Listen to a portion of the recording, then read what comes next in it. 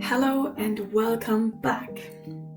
After laying the inner foundation and creating meaningful connections, this section is where our journey takes a broader perspective, exploring how we can contribute to something larger than ourselves. We have explored the virtue of justice and continue our journey with another powerful and essential virtue, that is compassion. Compassion is empathy in action. It's about truly understanding and sharing the feelings of another, especially in times of hardship. And it's not just about feeling for someone, it's really about feeling with them. It's this shared humanity that compels us to act and to alleviate suffering and to offer support and kindness. Compassion is important for making a vital impact because it's the driving force behind all meaningful action. It's what motivates us to reach out to those in need and to advocate for the vulnerable and to work towards a more just and caring world. Without compassion, our efforts to make a difference can feel empty or even misguided. Personally, I am learning that compassion, even though it's a natural human capacity, it also is something I must actively cultivate. I don't know about you, but I find it's so easy to just go about my day and forget about the needs of others. But I want to make it more of a habit to open my heart and to listen deeply and to see the world through the eyes of others.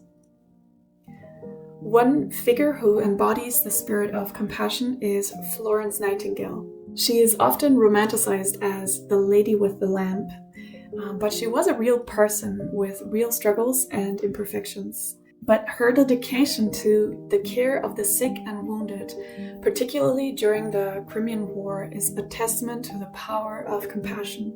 Florence witnessed firsthand the appalling conditions faced by soldiers and dedicated her life to improving healthcare and demonstrated really a fierce commitment to alleviating suffering. Nightingale's compassion wasn't just sentimental, it was practical and transformative. But she didn't just offer comfort, she really revolutionized nursing practices and advocated for hygiene, sanitation, and patient-centered care. She understood that compassion wasn't just about feeling, it was about doing based on that feeling. And it was about taking concrete steps to make a real difference in the lives of others. It's also important to acknowledge that historical figures, like all people, are complex. And while we celebrate Nightingale's contributions, it's also important to recognize the limitations of her time and her own personal complexities. Her story reminds us that even imperfect individuals can make a profound impact driven by compassion. This week, I want to invite you to consider how you can cultivate compassion in your own life.